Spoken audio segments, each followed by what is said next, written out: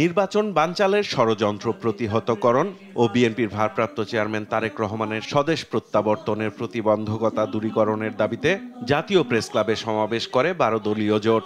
আমরা নির্বাচন নিয়ে আপনার পক্ষ থেকে স্পষ্ট ঘোষণা চাই।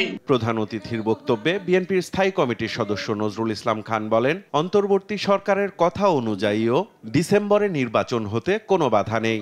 নির্বাচন ডিসেম্বরের মধ্যে করতে বাধাটা কোথায়? আপনারাই যা বলতেছেন তাতেই তো কোনো বাধা নাই।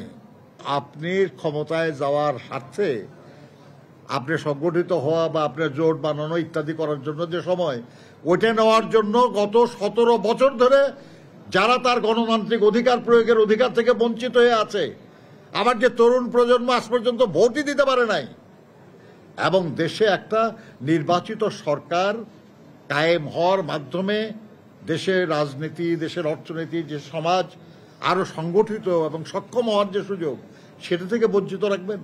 আইন শৃঙ্খলা পরিস্থিতির অবনতি ও সুষ্ঠু নির্বাচনের মাধ্যমে জনপ্রতিনিধিদের হাতে ক্ষমতা হস্তান্তর শীর্ষক আলোচনায় বিএনপি চেয়ারপারসনের উপদেষ্টা জয়নুল আবদিন ফারুক বলেন, করিডোর ও বন্দর ব্যবস্থাপনা নিয়ে সিদ্ধান্ত নেয়া প্রধান উপদেষ্টার কাজ নয়।